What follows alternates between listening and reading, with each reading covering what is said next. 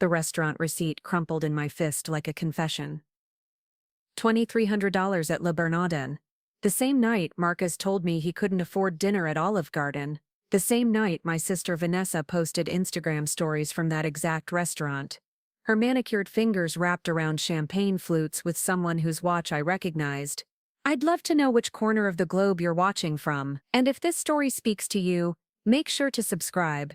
Tomorrow's video is one you absolutely can't miss. But that moment, standing in Marcus's apartment 3 months later, staring at collection notices scattered across his kitchen counter like fallen leaves, that's when I realized the receipt was just the appetizer. The main course was so much worse. The morning it all started, I was Catherine Walsh, marketing coordinator at a tech startup in downtown Portland, Oregon. I had a boyfriend who made me laugh until my sides ached, a sister who called me her best friend, and a savings account I'd been building toward our future. By sunset, I'd learned that trust is just another word for blindness, and family is sometimes the sharpest knife in your back. The alarm buzzed at 6:30, same as every Wednesday. My studio apartment in the Pearl District caught the first hints of sunrise through floor-to-ceiling windows that cost me an extra $400 a month, but made waking up feel like opening a jewelry box. I rolled over expecting to find Marcus's side of the bed warm, but my hand hit cold sheets instead. Coffee first, confusion later. That had been my motto since college, and it served me well through everything from failed presentations to family drama. I shuffled to the kitchen, bare feet silent on hardwood floors, and started the espresso machine Marcus had given me for Christmas. It was one of those sleek Italian models that looked like modern art and cost more than my first car, but he'd insisted I deserved the best. My phone buzzed against the marble countertop. A text from Marcus timestamped at 5:47 a.m. Had to leave early. Crisis at the office. Rain check on tonight's dinner. Love you, beautiful. I smiled despite the disappointment. Crisis management came with the territory when you dated someone in corporate finance. Marcus worked for Whitman & Associates, one of those glass tower firms downtown where people wore suits that cost more than my monthly rent, and spoke in numbers that made my head spin. He'd been pulling late nights for weeks, something about a major client acquisition that would set him up for a promotion. The espresso machine hissed to life, filling my apartment with the rich scent of Colombian beans. I leaned against the counter, scrolling through missed notifications. 3 texts from my best friend Riley asking about weekend plans, 2 emails from work about tomorrow's product launch, and a voicemail from my mother that I'd deal with after caffeine. Then I saw it, a notification from Instagram, posted 23 minutes ago. Vanessa's account, her perfectly curated feed that made her life look like a magazine spread. The post was a mirror selfie in what looked like a hotel bathroom, her auburn hair falling in waves over a silk robe that probably cost more than my entire wardrobe. The caption read, "Sometimes you have to treat yourself like the queen you are. Self-care, luxury life, deserved better." I frowned. Vanessa was a yoga instructor at a boutique studio in the suburbs, great for flexibility and inner peace, less great for affording luxury hotel stays. But our parents had always been generous with her, their golden child who could do no wrong. Maybe Dad had slipped her some cash again. The espresso finished brewing with a satisfied gurgle. I poured it into my favorite mug, the one with the chipped handle that Marcus always said I should replace, but I couldn't bring myself to throw away. Some things are worth keeping despite their flaws. My phone rang. Riley's contact photo filled the screen, her grin infectious even in pixel. I answered on the second ring. "Please tell me you're not calling to cancel lunch," I said by way of greeting. "Would I do that to you?" Riley's voice carried that familiar hint of mischief that usually meant she was up to something. "Actually calling because I'm running early. Mind if I swing by your place first? I want to show you something." "Since when are you early for anything?" "Since I have gossip that can't wait." I glanced at the clock. 7:15. Plenty of time before I needed to leave for work. "Come up. Coffee's fresh." Riley arrived 20 minutes later, her dark curls pulled back in a messy bun, and her cheeks flushed from the October cold. She worked as a freelance graphic designer, which meant her schedule was as unpredictable as Portland weather, but her wardrobe was infinitely more creative than my business casual uniform. "Okay," she said, settling onto my couch with a steaming mug, Remember how you mentioned Marcus has been working late a lot lately? I nodded, joining her on the opposite end of the couch and tucking my legs beneath me. The Hartwell Industries deal. It's supposed to be huge for the firm. Riley's expression shifted, something careful entering her dark eyes. Right. About that. So you know how my cousin Jake works downtown. Different building, but he goes to that sports bar on 5th for happy hour sometimes. The one with the terrible wings but good beer. That's the one. Anyway, he was there Monday night. And he saw Marcus. Except Marcus wasn't alone. My stomach tightened, but I kept my voice steady. Probably clients. You know how these finance guys operate. Everything's a networking opportunity. Catherine. Riley set down her mug and turned to face me fully. He was with a woman. Auburn hair, really put together. They were sitting close, sharing appetizers, and when she laughed, she put her hand on his chest. The description hit me like cold water. Auburn hair. Put it together. It could describe half the women in Portland, but combined with Riley's careful tone and the way she was watching my face, I knew exactly who she meant. Did Jake get a good look at her? Riley nodded slowly. Good enough to recognize her from your Facebook photos. Catherine. It was Vanessa. The coffee cup slipped from my hands, barely catching it before it shattered on the floor. Coffee sloshed over the rim, staining my white sleep shirt with dark drops that looked like tiny bullet wounds. That's impossible, I heard myself say. Vanessa teaches classes Monday night, and Marcus was at work. Maybe he was. Maybe they had a business dinner that ran late, and he invited your sister because… Riley trailed off, her expression making it clear she didn't believe her own words. I stood abruptly, pacing to the window. The Portland skyline stretched before me, glass and steel reaching toward gray clouds that promised rain later.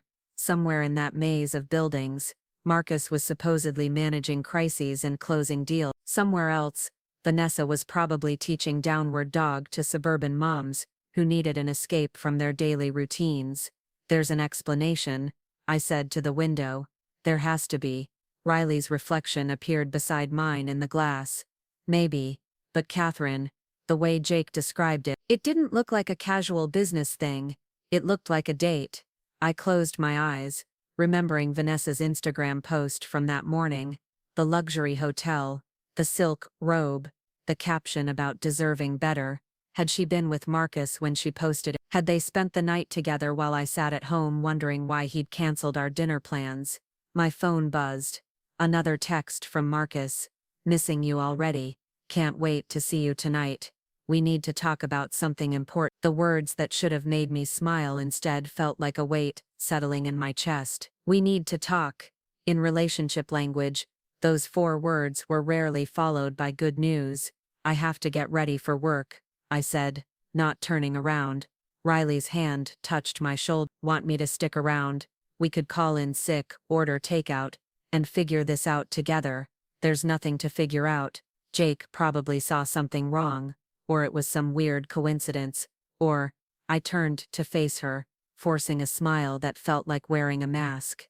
Marcus and I are fine. We're better than fine. He's been talking about moving in together. Maybe getting a place with a garden so I can finally have that herb collection I've been wanting. Riley nodded, but her eyes held the same careful expression as before. Okay, but if you need anything at all, you call me. Promise? Promise. After Riley left, I stood in my empty apartment, surrounded by the echo of her words. The morning routine continued on autopilot. Shower, blow dry hair, select the navy blazer that Marcus said brought out my eye. But underneath the familiar motions, my mind was spinning like a broken compass, pointing in directions I didn't want to explore.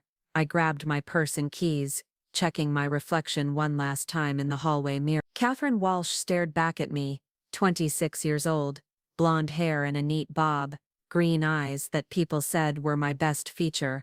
I looked like someone who had her life together, someone who wouldn't be naive enough to ignore obvious warning signs. The drive to work passed in a blur of traffic lights and morning radio chatter. My office was on the 12th floor of a converted warehouse in the Pearl District, all exposed brick and reclaimed wood that was supposed to inspire creativity, but mostly just reminded me how much cooler everyone else seemed to be. "You look like you've seen a ghost," announced Tyler, my desk neighbor who specialized in social media strategy and unsolicited observations about people's appearances. "Just tired," I said, settling into my chair and opening my laptop. The familiar hum of the office washing over me, keyboards clicking, coffee makers gurgling, the distant sound of someone on a conference call explaining why their metrics were down but their engagement was up. My email inbox was already flooded with messages about the afternoon product launch. Our startup, Green Space Solutions, developed apps for sustainable living, and today we were unveiling our latest creation, a platform that connected urban gardeners with local composting programs. It was the kind of feel-good technology that made me proud to work there, even when the pay was less than what I could make at a traditional corporation. A lot of love and effort went into bringing this story to life. If you're enjoying it, we'd be so grateful if you'd subscribe to our channel. Now, back to where we left off. But as I scrolled through spreadsheets and reviewed presentation slides, my mind kept drifting back to Riley's words. Marcus and Vanessa at a bar, sharing appetizers, her hand on his chest. It played like a movie scene I couldn't turn off, each replay adding new details that my imagination supplied with cruel precision. Around 10:30, my phone rang. Vanessa's contact photo filled the screen. Her face bright with the kind of smile that had charmed teachers, boys, and basically everyone who'd ever met her since we were kids. "Morning, sis." Her voice was lighter than usual, almost musical. "How's your day going?" "Fine. Busy with work stuff." I kept my voice neutral, professional. "What's up? Can't a sister call just to check in? You've seemed stressed lately. I was thinking maybe we could do something fun this weekend. Just the two of us. Remember how we used to have those sister spa days when we were teenagers?" The memory hit unexpectedly sharp. Vanessa and I in our childhood bathroom, clay masks on our faces, painting each other's nails while we talked about everything and nothing. Back when sharing secrets felt safe, when I trusted her with crushes and dreams and fear. "I might have plans with Marcus," I said. A pause, so brief I almost missed it. "Right. Marcus, how are things with you two?" There was something in her tone, a careful quality that reminded me of Riley's expression that morning, like she was fishing for information, or testing the waters for something. "Things are great," I said, injecting confidence into my voice. "Really great, actually. We're talking about taking the next step, moving in together. Maybe." I let the sentence hang, watching for her reaction even though she couldn't see me. Another pause. Wow, that's big. Are you sure you're ready for that? I mean, you haven't been dating that long, and sometimes people aren't who they seem to be." "What's that supposed to mean?" Nothing. I just want you to be careful. You have such a big heart, Kat. Sometimes I worry people might take advantage of that." The concern in her voice sounded genuine, but underneath it was something else, something that made my chest tighten with suspicion. "Vanessa, is there something you want to tell me?" "No, of course not. I just love you. That's all. You're my little sister, and I want to make sure you're happy." After we hung up, I stared at my computer screen without seeing. The conversation replayed in my mind, each word carrying weight I couldn't quite identify. Vanessa's concern felt performative, like she was reading from a script someone else had written.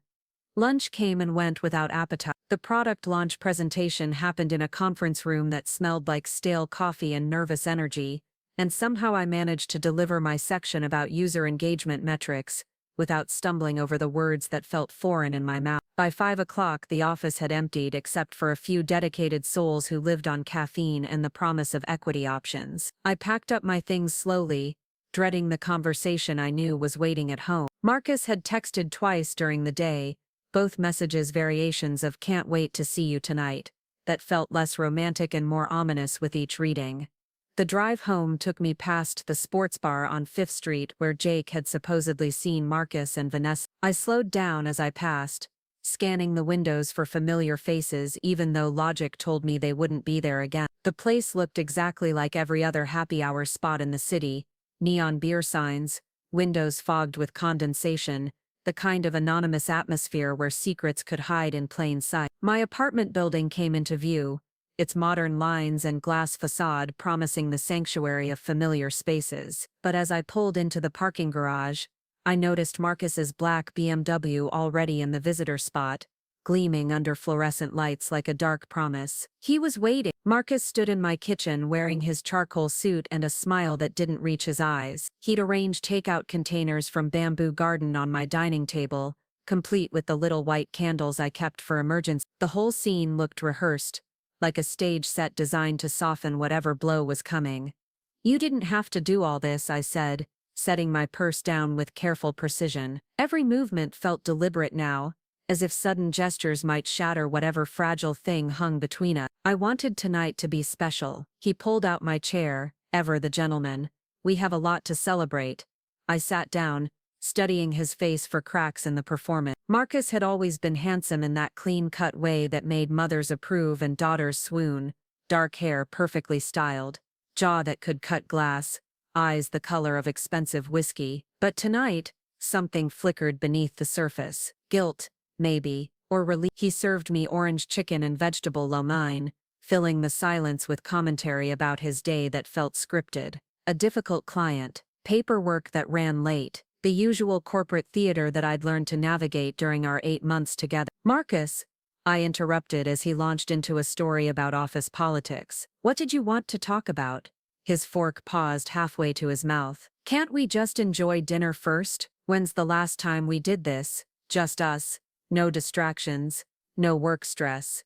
3 days ago, Tuesday night, "You made that pasta with the mushrooms I love, and we watched that documentary about ocean conservation." The words came out sharper than intended. "Unless you've forgotten." Something shifted in his expression. "Right, of course. I've just been under a lot of pressure lately." We ate in silence punctuated by the distant sound of traffic and the hum of my refrigerator. I pushed lo mein around my plate, appetite gone, while Marcus demolished his orange chicken with mechanical efficiency. The candles flickered, casting dancing shadows on the walls that made everything look unstable. "Catherine," he set down his fork and reached across the table to cover my hand with his. "There's something we need to discuss, about us, about our future." My stomach clenched. "Oh, you know I care about you. You're smart, you're kind, you have this way of making even mundane things feel special." His thumb traced circles on my knuckles, a gesture that used to make me melt, but now felt like a distraction technique. "But I've been thinking about what we both need, what we both deserve." "What do we deserve?" "You deserve someone who can give you everything. The house with the garden, the stability, the kind of life you've always talked about." His voice carried the cadence of a prepared speech, and I deserve to be with someone who truly understands me, someone who challenges me to be better. The words hung in the air like smoke signals spelling out disaster. I pulled my hand away from his, needing the distance to think clearly. "Are you breaking up with me? I'm being honest about what's best for both of us." He leaned back in his chair, suddenly looking more comfortable, as if the worst part was over. "We want different things, Kat. You want security and predictability. I need someone who pushes me, who shares my ambitions. Since when do I not challenge? Since when do I not share your ambitions?" It's not about what you do or don't do, it's about compatibility, about finding someone who fits. The word "someone" landed like a physical blow, not something or a person, someone specific, someone he'd already found. "Is there someone else?" Marcus hesitated, and in that fraction of a second, I saw the truth written across his features. "Catherine, this isn't about anyone else. This is about us recognizing that we're not right for each other. That's not what I asked." He stood abruptly, beginning to pace the small space between my kitchen and living room. "Why does it have to be about someone else? Why can't it just be about two people who realized they're not compatible?" "Because you're acting like someone who's already made their choice. Because you're giving me the kind of speech people give when they've been planning this conversation for weeks." I stood too, facing him across the wreckage of our dinner. "Because you're lying to me. I'm not." "Monday night," I said, the words tumbling out before I could stop them. "The sports bar on 5th Street. You were there with my sister." The color drained from his face so quickly I thought he might faint. He opened his mouth, closed it, then ran a hand through his perfectly styled hair, destroying the careful arrangement. "Who told you that? Does it matter?" "It's true, isn't it?" Marcus sank back into his chair, suddenly looking older than his 28 years. It's not what you think. Then tell me what it is. Vanessa asked to meet me. She was concerned about you, about us. She thought you seemed unhappy lately, and she wanted to understand why. The lie was so audacious, so perfectly crafted, that for a moment I almost believed it. Almost. Vanessa was concerned about my happiness, so she took you out for drinks to discuss it, without mentioning it to me. She didn't want to worry you. She thought maybe she could help. Help how exactly? Marcus looked everywhere except at my face. She thought maybe you were having doubts about us, about our relationship. She wanted to know if I'd noticed anything. And what did you tell her? The truth, that we've been growing apart. Maybe we both need something different. I stared at him, processing the elegant construction of his betrayal. Vanessa had approached him. That part might even be true, but the concern for my happiness, the sisterly worry that was pure fiction. She'd gone to him for her own reasons, with her own agenda. How long has this been going on? What? Don't play dumb, Marcus. How long have you and my sister been meeting behind my back? It's not like that. How long? He was quiet for so long I thought he wouldn't answer. Then, in a voice barely above a whisper, 2 months. 2 months. While I'd been planning our future, Marcus and Vanessa had been constructing our ending. Every late night at the office, every canceled dinner, every time he'd seemed distracted, they'd been building something together while dismantling what he and I had. Where? The question came out steady, clinical. What? Where have you been meeting? Obviously not just the sports bar. Marcus stood again, moving toward the window as if the Portland skyline held answers. Catherine, this isn't helping anyone. We should focus on moving forward, on doing this in a way that doesn't hurt anyone more than necessary. More than necessary. The laugh that escaped me sounded foreign, sharp-edged. You've been sneaking around with my sister for 2 months, and you're worried about hurting me more than necessary. We never meant for it to happen. There it was, the admission wrapped in the classic cheater's defense. We never meant for it to happen, as if attraction were weather, unpredictable and uncontrollable, as if choice had nothing to do with where they ended up. What happened exactly?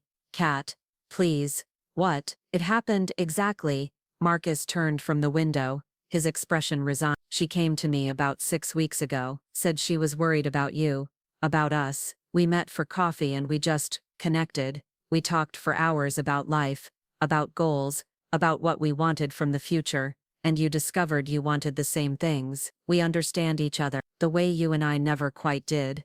The casual cruelty of that statement hit harder than shouting would have. He wasn't angry or passionate or even apologetic. He was explaining as if our relationship had been a business arrangement that simply wasn't working out. So you've been dating my sister while pretending to date me. It's not dating. It's not some cheap affair. Vanessa and I have something real, as opposed to what we'd had. Apparently, something fake, something lesser, something that could be discarded the moment a better option presented herself in the form of my own sister. My phone buzzed on the counter, a text message. Without thinking, I walked over and glanced at the screen. The message was from Vanessa, but it wasn't meant for me. The preview showed enough to make my blood freeze. He's telling her now. I'll come over after. I grabbed the phone, hands shaking. The full message was there, sent to the wrong contact by mistake. He's telling her now. I'll come over after to make sure she's okay. Can't wait to finally stop hiding this. Love you. Marcus must have seen my expression change because he moved toward me, reaching for the phone. Catherine, let me explain. Get out. What? Get out of my apartment. Now, we should talk about this. We should. Get out. The words came from somewhere primal, a place I didn't know existed. Marcus stepped back, hands raised in a gesture of surrender. I'll come back tomorrow when you've had time to process that. We can discuss how to handle things moving forward. If you come back here, I'll call the police. He stared at me for a long moment, then nodded slowly. Okay, but Catherine, I hope you'll understand eventually that this is better for everyone. You deserve someone who loves you the way you need to be loved, and you deserve my sister. Yes, he said simply, I do.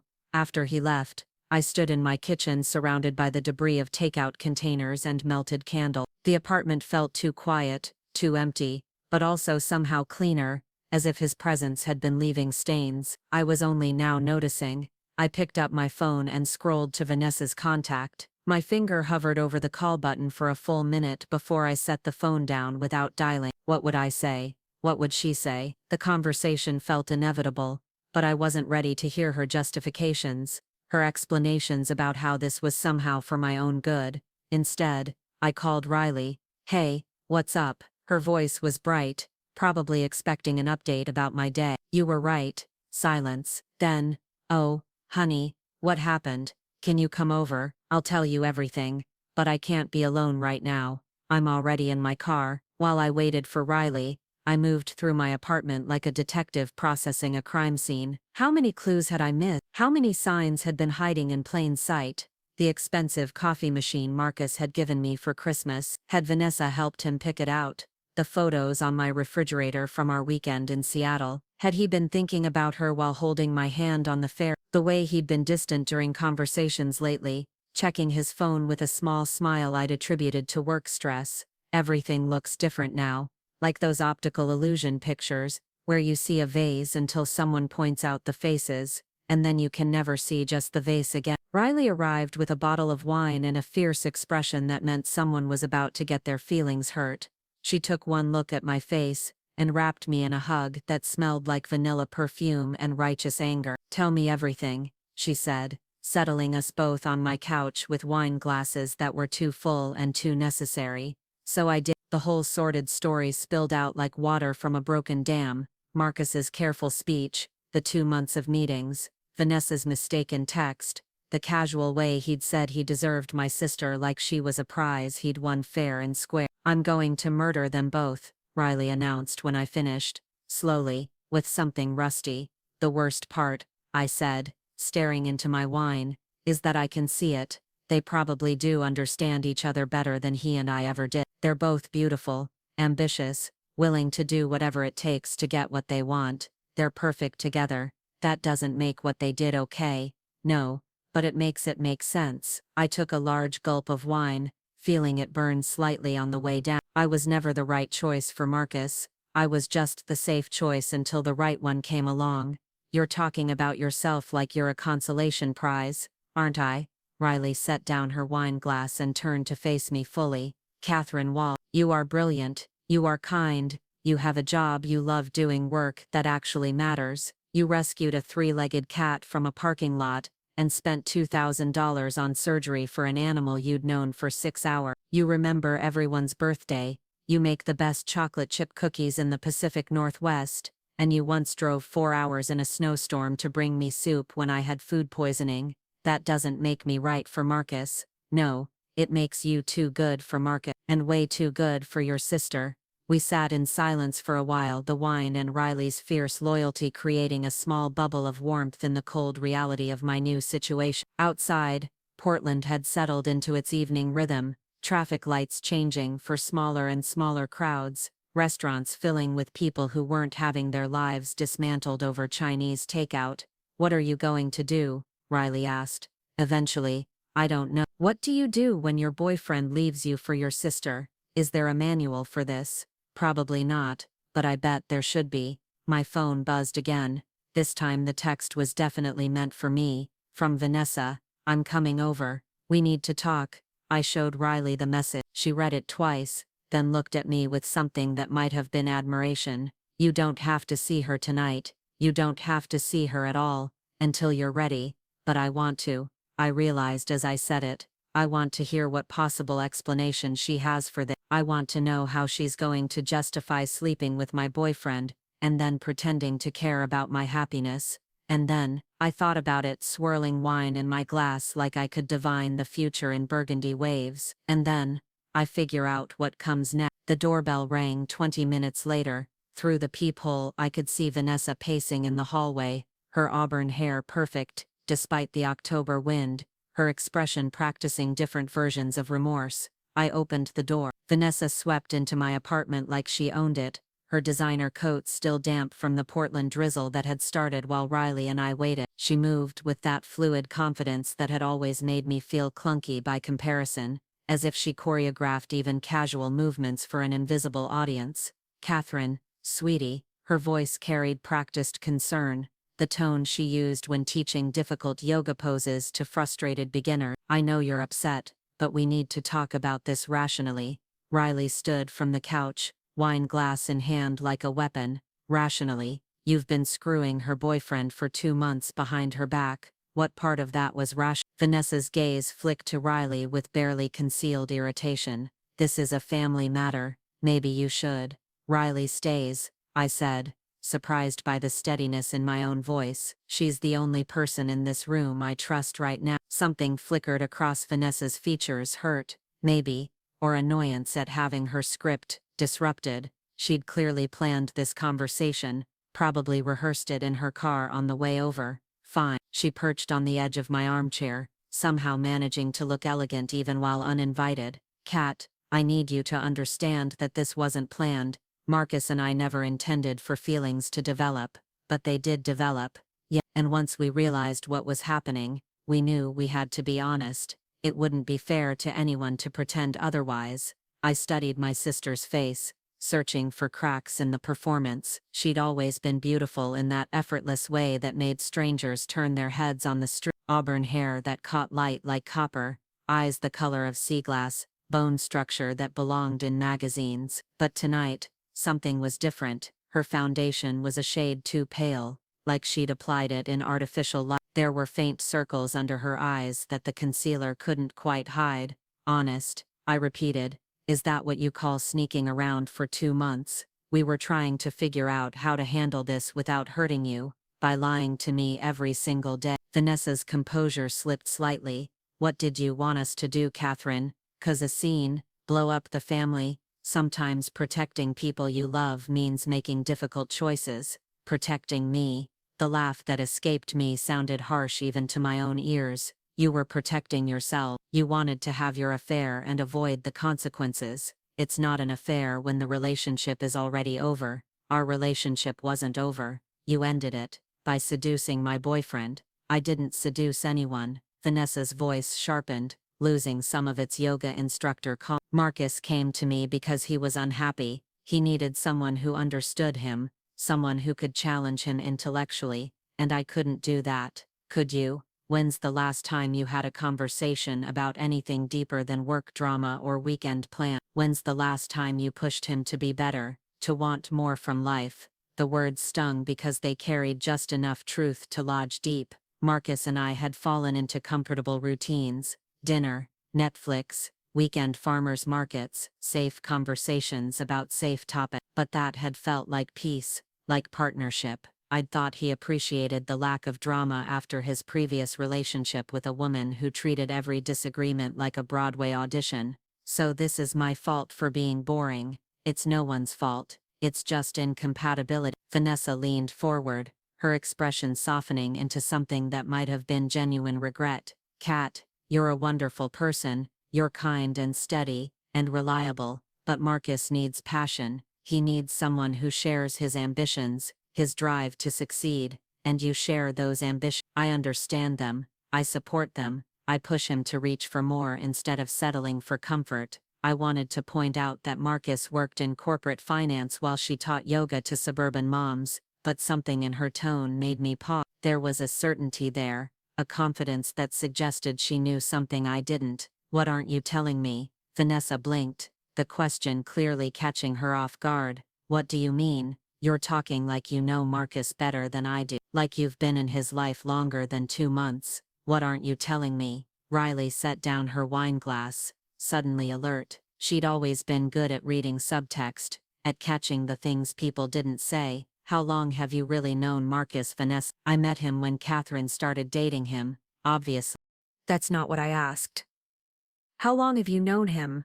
A pause. Too long. Too calculated. I don't know what you're implying. I'm not implying anything. I'm asking a direct question. Riley's voice carried the same authority she used when dealing with difficult clients. How long have you known Marcus Richardson? Another pause. This time Vanessa looked directly at me, something almost like apology in her eyes. We went to college together. The air in the room seemed to thin. What? University of Oregon. We were in some of the same business classes senior year. We knew each other casually. You never mentioned that. It didn't seem relevant. Eugene's a big campus. I knew lots of people you didn't know, but I was already pulling out my phone, scrolling through Marcus's social media with new eyes, his college photos, his graduation pictures, his tagged memories from university event, and there, in a group shot from some end-of-semester party, barely visible in the background, a flash of auburn hair, a familiar profile, someone who could have been Vanessa if you knew to look for her. You're in his college photos. Barely. I told you we knew each other casually. Define casually. Vanessa stood abruptly, moving toward the window as if she needed air. We dated briefly. Very briefly. It was nothing serious. How briefly? A few months senior year. It ended when we graduated. We wanted different things. The pieces clicked together like a puzzle I'd been trying to solve without knowing I was missing half the picture. Marcus's immediate comfort with my family dynamics. The way he'd navigated my parents' questions about his intentions with practiced ease. His knowledge of inside jokes and family references that I'd thought he'd picked up through careful attention. He knew about me before we met. What? When Marcus and I met at that conference in Seattle, he already knew who I was. He knew I was your sister. Vanessa's reflection in the window showed guilt written across her features. Catherine, answer me. Did Marcus know I was your sister when he asked me out? Yes. The word hung in the air like a physical thing, heavy and toxic. Riley sucked in a sharp breath. I felt something inside my chest crack, not break but crack, like ice on a pond under unexpected weight. So this was planned, from the beginning. No, it wasn't like that. Marcus genuinely liked you. He told me about meeting you, about how sweet you were, how different from. She stopped abruptly. Different from what? Different from you. Like a palate cleanser between real relationships. That's not what he meant. Then what did he mean? And why didn't either of you think to mention this tiny detail about your shared history? Vanessa turned from the window, her composure finally cracking completely. Because I knew you'd react exactly like this. You'd assume the worst. Create drama where none existed. The worst. My boyfriend secretly dated my sister in college, deliberately sought me out afterward, and has now left me for her after using me as some kind of rebound relationship for 8 months. What part of that isn't the worst? He didn't use you. He cared about you. He still cares about you. Just not enough to stay. Not in the right way. Not the way he cares about me. The brutal honesty of that statement sucked the remaining air from the room. Not the right way. As if love were a skill I'd failed to master, a test I'd studied for but couldn't pass. Riley moved closer to me, her presence solid and reassuring. I think you should leave, Vanessa. We haven't finished talking. Yeah, we have. I looked at my sister, really looked at her, and saw a stranger wearing a familiar face. I need you to go. Kat. Please, I know this is hard, but we can work through this. We're family. We've always figured things out together. We've never figured anything out together. You've always gotten what you wanted, and I've always cleaned up the mess afterward.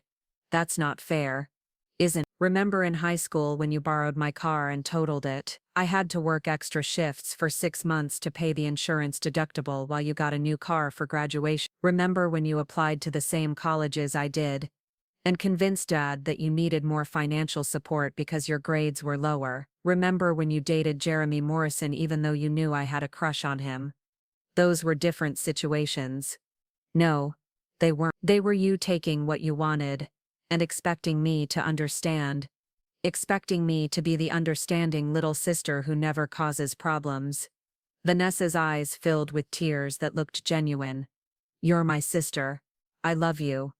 No, you don't. You love the idea of me. The version of me that makes you look good by comparison. The sister who's sweet and reliable and never threatens your position as the favorite. That's not true. Then why did you go after Marcus? Of all the men in Portland, why did you have to take mine? The question hung between us like a challenge. Vanessa opened her mouth, closed it, then looked away. Because I could, she said finally, so quietly I almost missed it. What? Because I could, because I always could, because when we were kids, if you had a toy I wanted, I could talk you into giving it to me. If you had friends I liked better, I could charm them away. If you had anything that I thought should be mine, I could take it. The admission was so stark, so devoid of justification, that for a moment, none of us spoke. And Marcus was something you thought should be yours. Marcus was someone who understood what it felt like to want more from life, someone who wasn't content with the ordinary, someone who deserved better than. She stopped herself. Better than me. I didn't say that. You didn't have to. Riley stepped forward, her voice deadly quiet. I think it's time for you to leave, now. Vanessa gathered her coat and purse with shaking hands. At the door she turned back one last time. I'm sorry it happened this way, I really am, but Kat, you'll see eventually that this is better for everyone. You deserve someone who loves you completely, not someone who's settling. Get out. After she left, Riley and I sat in silence for a long time. The apartment felt contaminated, like every surface needed to be scrubbed clean of lies and betrayal. I'm such an idiot, I said finally. No, you're not. You're trusting, there's a difference. I should have seen it. All the signs were there. Hindsight is perfect vision, but Kat, we need to figure out what you're going to do now, because this isn't over. What do you mean? Riley pulled out her phone, scrolling through something with a grim expression. I mean, your sister just posted on Instagram. Look, she handed me the phone. Vanessa's latest post was a photo of her and Marcus at what looked like an upscale restaurant. They were laughing, his hand covering hers on the table, both of them glowing with the kind of happiness that made my chest ache. The caption read, "Sometimes, the heart wants what it wants, grateful for new beginnings, and the courage to follow your truth, authenticity. New chapter. Blessed." The comments were already pouring in. Friends congratulating them, family members expressing confusion, a few brave souls asking what happened to Catherine. She posted this tonight? While she was here supposedly feeling guilty about hurting me. Timestamp says 20 minutes ago. 20 minutes ago Vanessa had been in my living room claiming she never meant to hurt me. Now, she was broadcasting her triumph to the world, complete with hashtags about authenticity and following your truth. I need to see something, I said, grabbing my laptop. I logged into Marcus's social media accounts. We'd shared passwords months ago, back when that felt like intimacy instead of naivety. His recent activity told a story I'd been too blind to see. Messages with Vanessa going back 3 months, not photos tagged at locations I recognized but hadn't been invited to. Check-ins at restaurants where he'd claimed to be working late. And then, I found something that made my blood run cold, a group chat between Marcus, Vanessa, and 2 other people I didn't recognize. The messages went back to the day after Marcus and I first slept together. Marcus, she's sweet, but way too trusting. This might be easier than we thought. Vanessa, just remember the timeline we discussed. Give it a few months, so it looks natural. Unknown contact. And you're sure about the financial information? Marcus, her credit is pristine, and she just got that promotion. Plus she never checks her accounts closely. I scrolled through weeks of messages about my habits, my schedule, my finance. They'd been studying me like a research project, cataloging my weaknesses, and planning their endgame. Riley, I said, my voice strange and distant, I need you to call your cousin Jake, the one who saw them at the bar. Why? Because I don't think this is just about Marcus choosing my sister over me. I think this is something else entirely. I showed her the group chat messages. Her face went pale as she read, Catherine, this looks like a con, like they've been playing a long game, and I was the Riley was already dialing her phone. Jake, it's Riley, I need you to tell me everything you remember about seeing Marcus and Vanessa at that bar. While she talked, I kept scrolling through the messages, building a timeline of deception that stretched back to before Marcus and I had even kissed for the first time. This wasn't a love story gone wrong. This was something calculated and cruel, and I was just starting to understand how deep it went. My phone buzzed. A text from an unknown number. Check your credit report tonight. Trust me.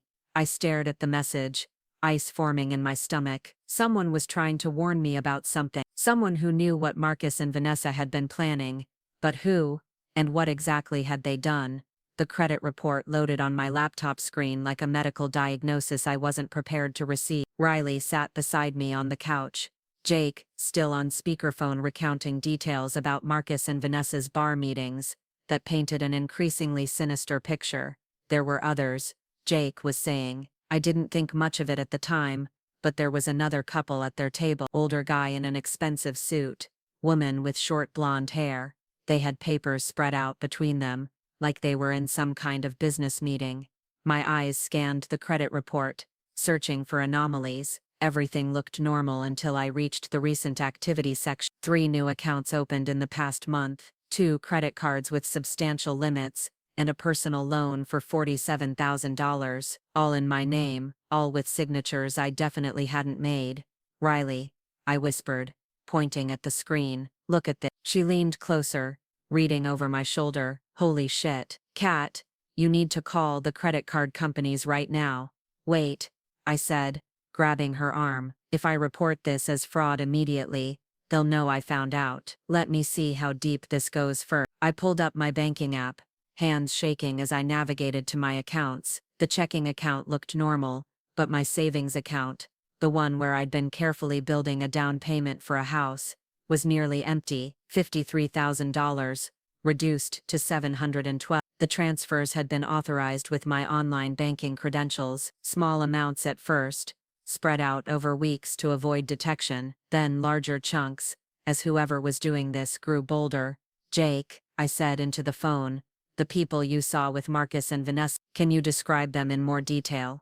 The guy was maybe 50, had silver hair, and a really polished look. The woman was younger, probably late 30s, and very professional. They looked like lawyers or financial advisors or something.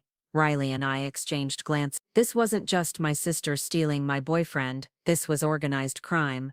My phone buzzed with another text from the unknown number. They're planning to disappear this weekend. Whatever you're going to do it fast.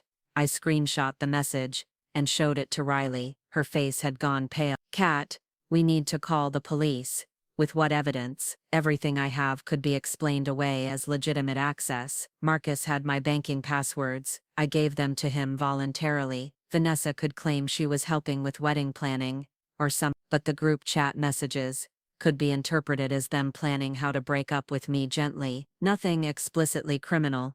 I stood up and began pacing, my mind racing through possibilities. The anonymous texter was right. If Marcus and Vanessa were planning to disappear with my money, I had maybe days to stop them, but going to the police without ironclad evidence would just tip them off. Jake, are you still there? Yeah, I'm here. I need you to do something for me. Can you go back to that bar tomorrow night, see if they show up again? I guess, and if they do, I need you to record them, video, audio, whatever you can get without being obvious. Riley, your cousin isn't a private investigator, I said, loud enough for Jake to hear. If this is dangerous, it's not dangerous, came Jake's voice through the speaker. I'm a freelance journalist. I know how to be invisible with a camera. That was information I wished I'd had earlier. Jake, what kind of stories do you usually cover? Financial crime, most white-collar stuff. Why? Riley and I looked at each other. Maybe the universe was finally sending us some help. Because I think my boyfriend and sister are running a romance scam, and I need someone who understands how these things work. There was a pause. Then Jake's voice suddenly became much more professional. Tell me everything. Over the next hour I walked Jake through the timeline, Marcus's deliberate targeting of me after knowing Vanessa in college, the coordinated timeline of their relationship, the access to my financial information, the mysterious accomplices at the bar. Classic long con romance scam, Jake said when I finished. Usually it's strangers on dating apps, but using your sister as an inside contact is brilliant, sociopathic, but brilliant. So what do? You gather evidence, real evidence, and you do it fast, because once they realize you're onto them, they'll liquidate everything they can, and disappear. How do I do that without tipping them off? You play along, act heartbroken but defeated, Make them think they've won completely. The idea made my stomach turn. I have to pretend I'm okay with this. You have to pretend you're not okay with it, but that you're accepting it. There's a difference. They need to believe you're not a threat. After Jake hung up, promising to reach out to some contacts who specialized in financial fraud, Riley and I sat in the quiet of my apartment planning my performance. This is insane, she said. You're talking about pretending to be the victim, while secretly investigating people who've already stolen $50,000 from you. It's not stolen if I gave Marcus access to my accounts, under false pretenses. Kat, this is fraud, identity theft, probably a dozen other crimes. But I have to prove it, and to prove it, I have to get them to do something obviously illegal while I'm recording. My phone rang, Marcus's name on the screen. Riley and I looked at each other, then I answered.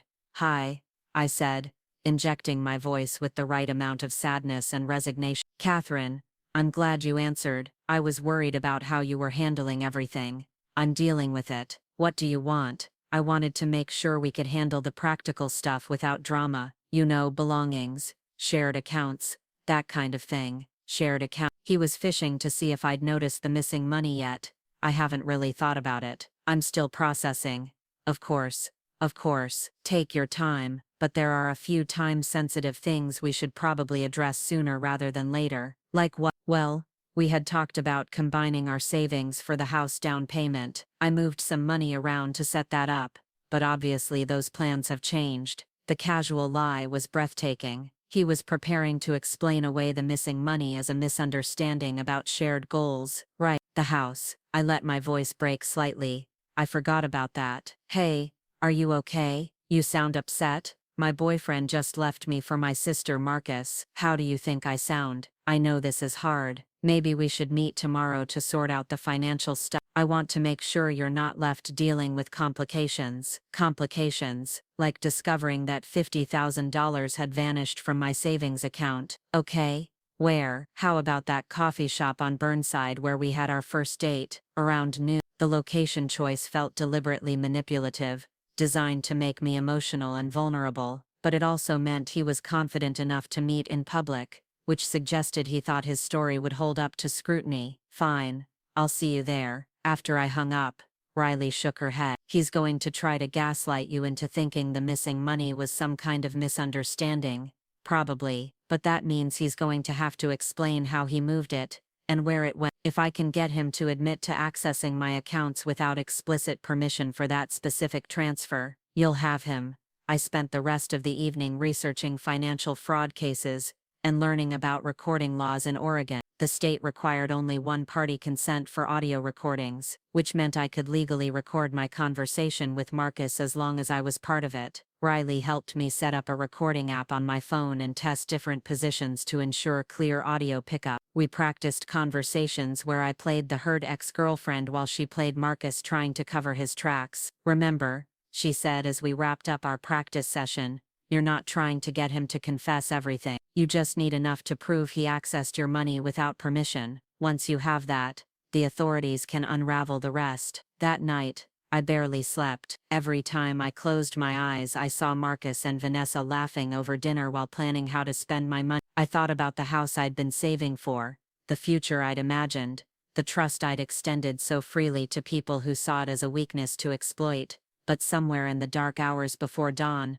something shifted. The hurt and betrayal were still there, but underneath them, a different emotion was building. Anger. Clean, focused, righteous anger. They'd made a mistake by underestimating me. They thought I was too nice, too trusting, too naive to fight back. They'd seen my kindness as stupidity and my love as an opportunity. They were about to learn the difference between being kind and being weak. The next morning, I dressed carefully for my coffee date with Marcus. Nothing too put together that might suggest I was coping better than expected, but nothing too disheveled either that might make him suspicious of my motives. I settled on jeans and a sweater, minimal makeup and hair in a simple ponytail, the look of someone trying to hold herself together but not quite succeeding. I arrived at the coffee shop 15 minutes early, and claimed a corner table with good acoustics and clear sightlines. The recording app was already running on my phone, tucked discreetly in my purse with the microphone positioned for optimal pickup. Marcus walked in exactly at noon,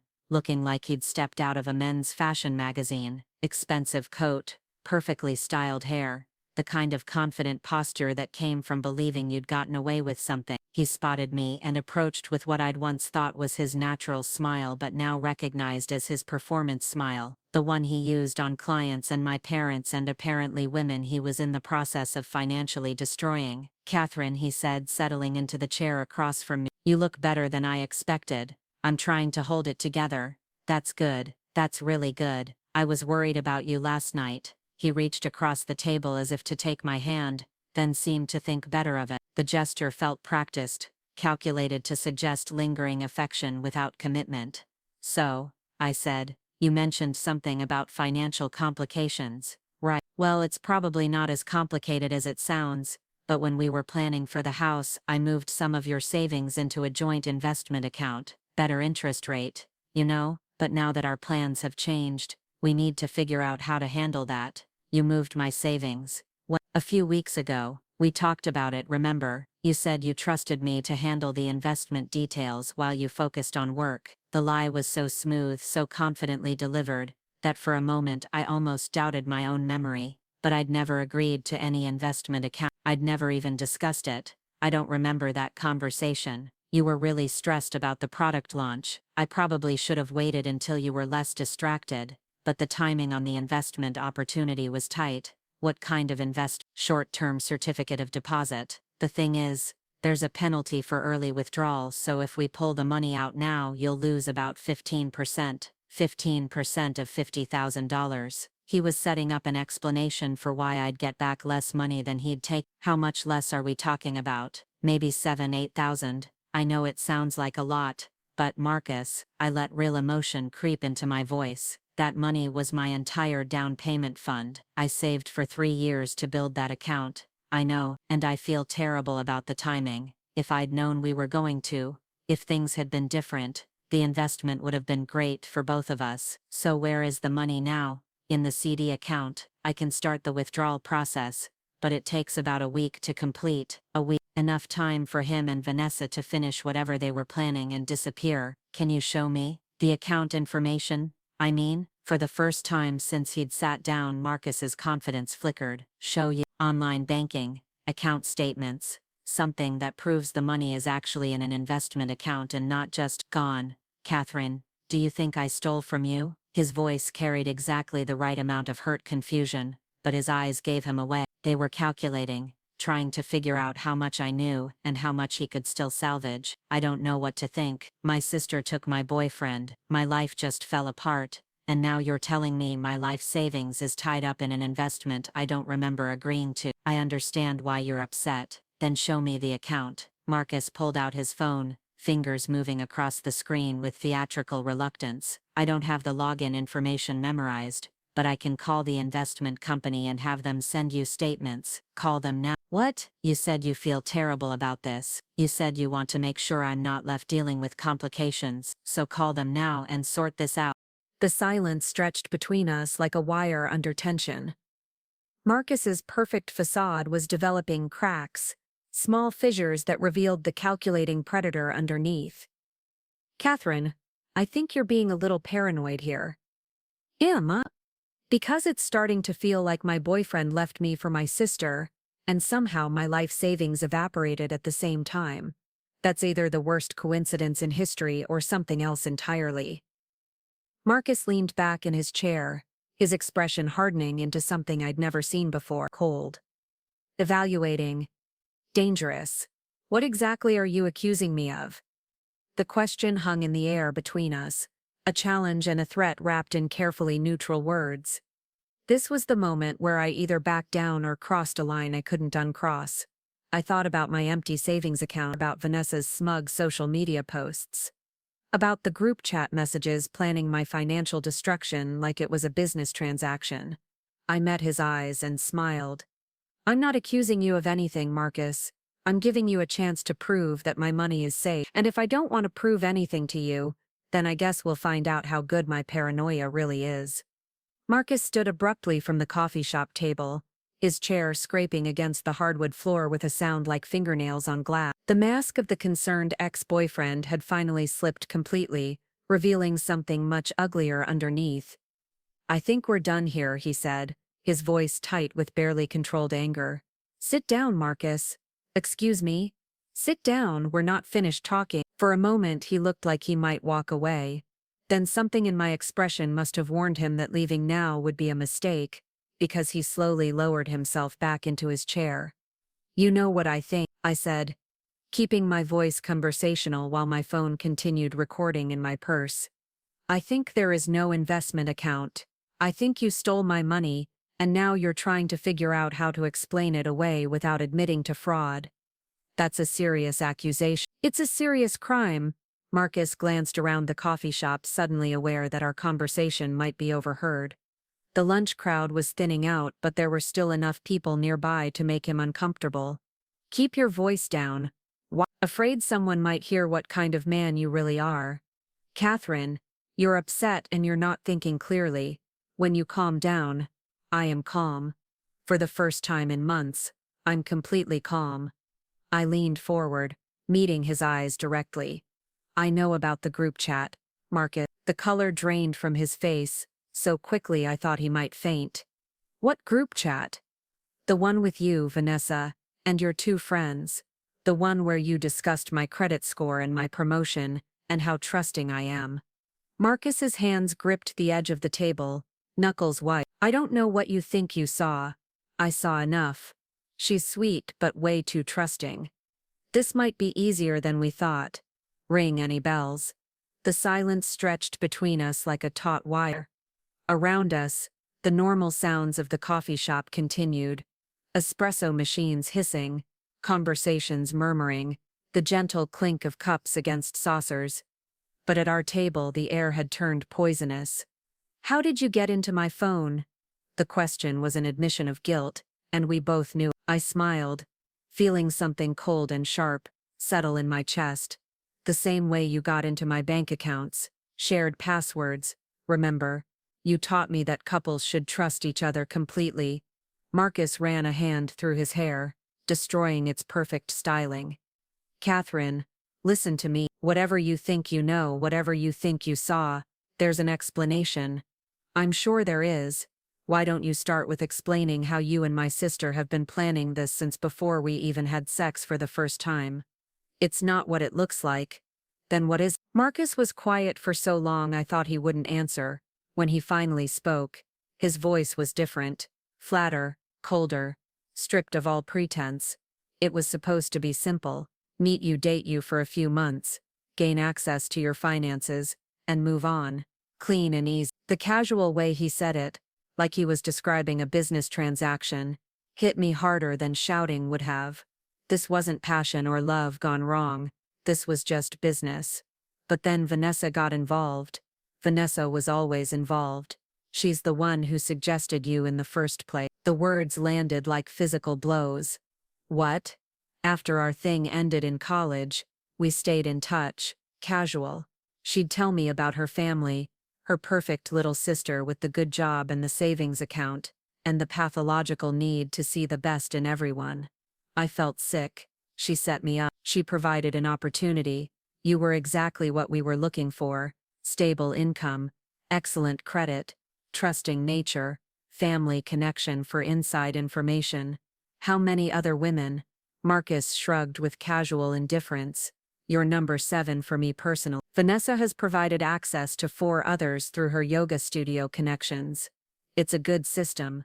7 other women. 7 other lives destroyed by the man I'd thought I loved and the sister I'd thought I could trust. What happens to them? After you're done, they rebuild. Or they don't. It's not really our concern." The casual cruelty of that statement was breathtaking. These weren't just numbers to me.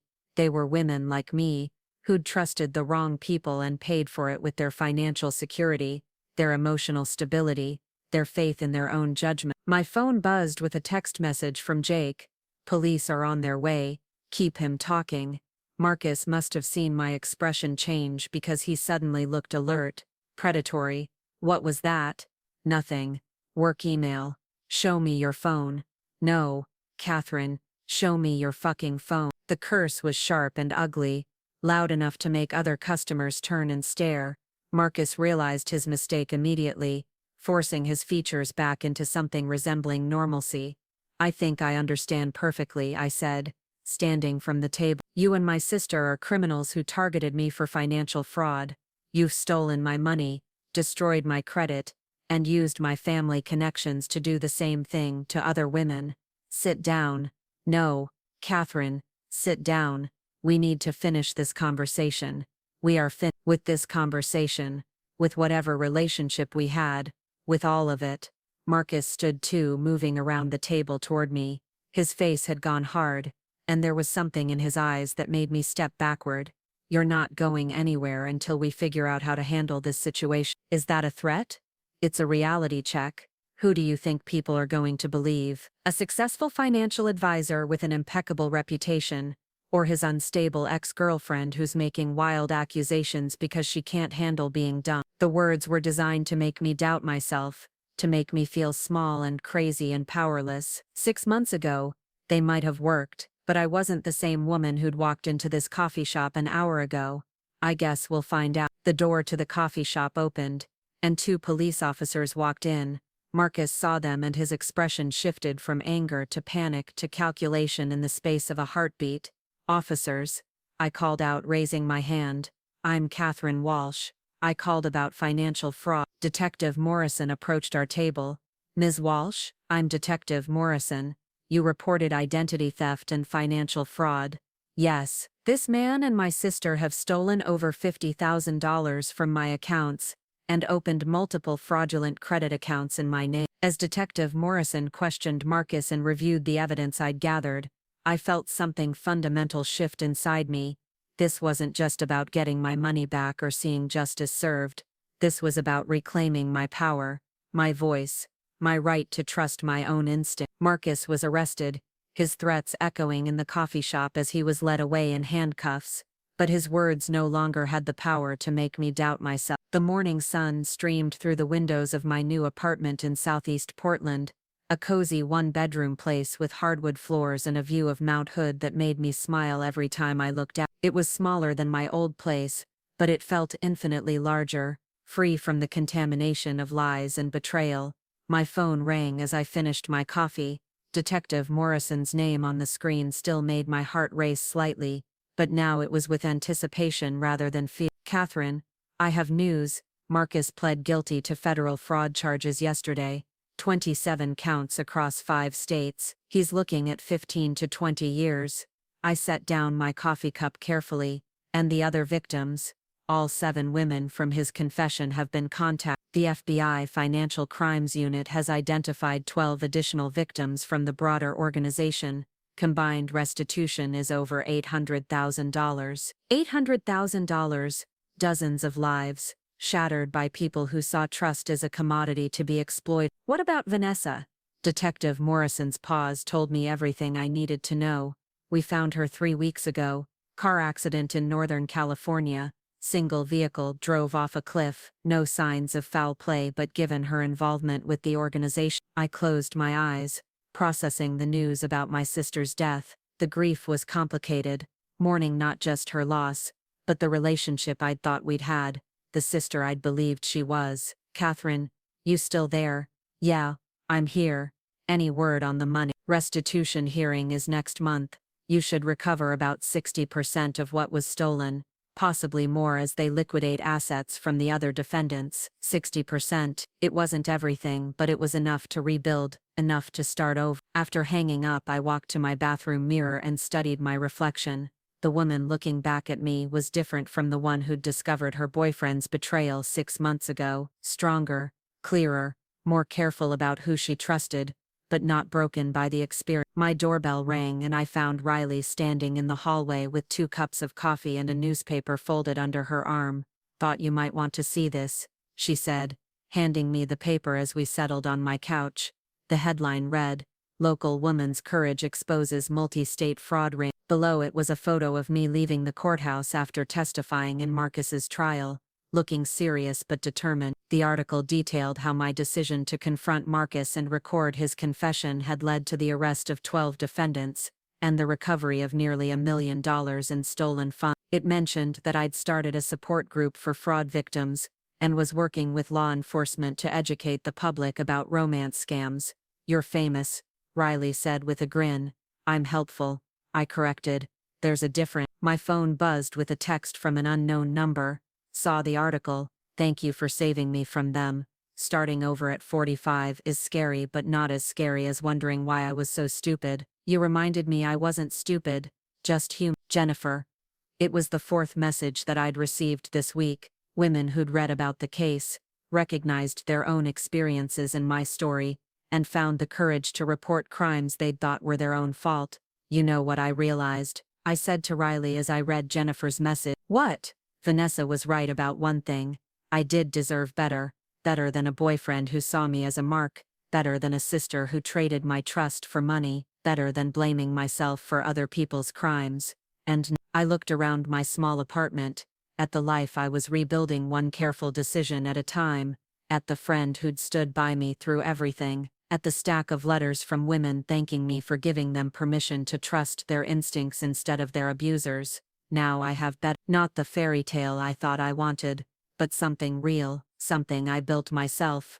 Riley raised her coffee cup in a mock toast to Catherine Walsh, who learned the difference between being kind and being weak. To Catherine Walsh, I agreed, who finally learned to trust herself. Outside, Portland hummed with its usual rhythm of traffic and possibility. Somewhere in the city, other women were navigating first dates, and wondering if the charming man across the table was someone they could trust. Somewhere else, predators were identifying new targets and planning elaborate deceptions. But also somewhere, women were reading my story and learning to trust their instincts, learning that love shouldn't require handing over financial control, learning that family loyalty has limits, and that protecting yourself isn't selfish, it's survival. I'd lost a boyfriend, a sister, and a significant portion of my life savings, but I'd gained something more valuable: the knowledge that I was strong enough to fight back, smart enough to see through deception, and brave enough to protect not just myself but others. The scars from betrayal would always be there, but they'd become proof of survival rather than symbols of victimhood. Evidence that I'd trusted unwisely but learned completely. Evidence that I'd emerged from the wreckage of other people's cruelty, not broken but unbreakable. My phone rang again. This time it was a number I recognized, a victim advocate from Seattle, asking if I'd be willing to speak at a conference about financial fraud prevention. Yes, I said without hesitation. I'd be honored to help, because that's what survivors do. We heal ourselves, and then we help others heal too. We transform our pain into power, our wounds into wisdom, our betrayal into a battle cry that echoes for anyone brave enough to listen. You are not alone. You are not at fault. You are stronger than you know. And sometimes, when the people who are supposed to love you prove they don't, you discover that loving yourself is enough, more than enough. It's everything. Looking for more? We've got 2 amazing stories ready for you right on screen. If this one touched you, these are absolutely worth your time. Click to watch them now. And hey, subscribe, and hit that bell to never miss our latest upload.